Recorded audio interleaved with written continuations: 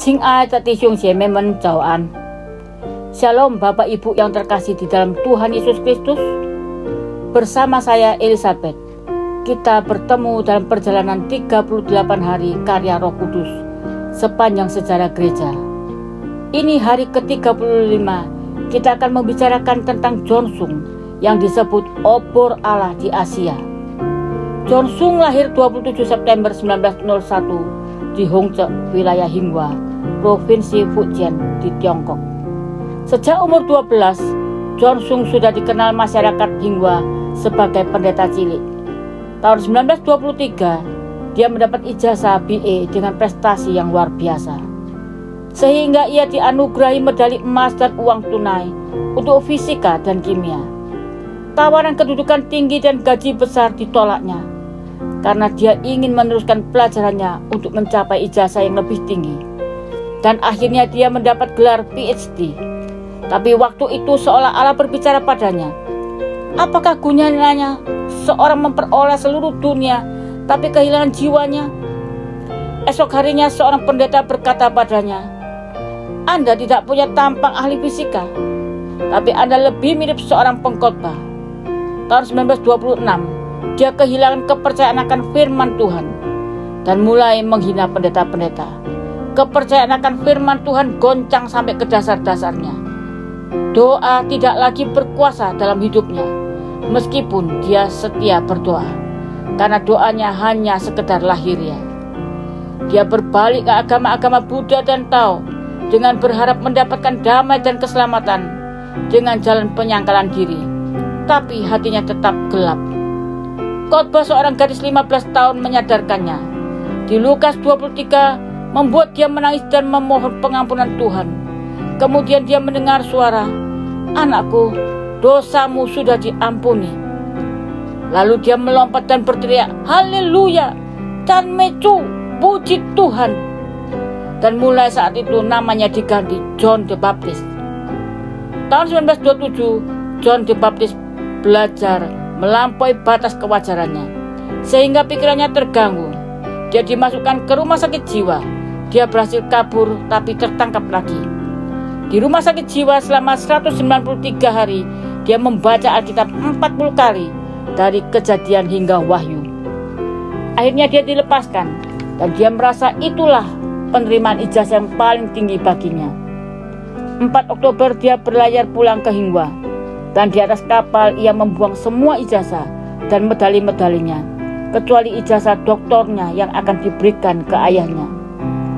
Ayahnya ingin ia bekerja di universitas pemerintah agar bisa membiayai adik-adiknya. Tapi dia menolak karena tujuan hidupnya hanya untuk mengabarkan Injil. Sejak saat dia kecil, dia sudah dijodohkan dengan perempuan yang tidak ia kenal. Ia mendapatkan 3 anak perempuan dan 2 anak laki-laki. Saat itu ia bekerja sebagai sukarelawan dengan gaji dan persediaan makan yang amat minim. Dia hampir-hampir menerima tawaran yang empuk dengan gaji yang tinggi, tapi Tuhan mencegahnya dengan memberi penyakit bisul-bisul yang ada di seluruh tubuhnya, dengan tujuan agar Jonsung menyerahkan kepada Allah tanpa syarat.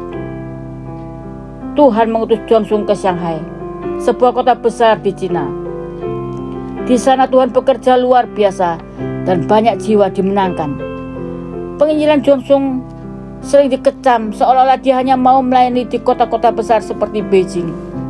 Padahal statement yang dikatakan adalah, yang menarik bagiku tentang kota besar bukan kesenangan yang ada di dalamnya, tapi orang-orang berdosa yang jauh lebih banyak, dan itu menguras tenaga dan pikiran. Benih yang ditaburkan harus disiram dengan keringat dan air mata. Tahun 1923, saat ayahnya meninggal, dia berada jauh dari kampungnya. Tapi dalam mimpinya ayahnya berkata, Anakku, aku akan pergi ke surga, tapi masih ada 7 tahun lagi bagimu untuk bekerja keras buat Tuhan. Pelayanan Jonsung meluas sampai ke Filipina, Singapura, dan sebagainya. Tahun 1939 dia datang ke beberapa kota di Indonesia, Bogor, Solo, Semarang, Magelang, Bandung, Jakarta, hingga Surabaya. Pernah di Surabaya, ketika kesehatannya memburuk, ia berkhotbah sambil berlutut. Awal tahun 1944, sakitnya makin bertambah. sehingga ia segera pulang ke negerinya. Dalam keadaan parah, ia tetap membaca Alkitab dan berdoa. 16 Agustus 1944, ketika ia hampir mati, ia menyanyi 3 lagu pujian, dan itu dilakukan dengan sukacita dan rasa damai. Tepat pukul 7.07, 18 Agustus 1944, John the Baptist kembali ke pangkuan Bapa di surga dalam usia 42 tahun. Bapak Ibu yang terkasih, mari kita terus belajar dari keteladanan John Sung yang mau setia dalam melayani Tuhan sampai akhir. Kasihnya kepada Tuhan dan semangatnya bagaikan obor yang terus menyala.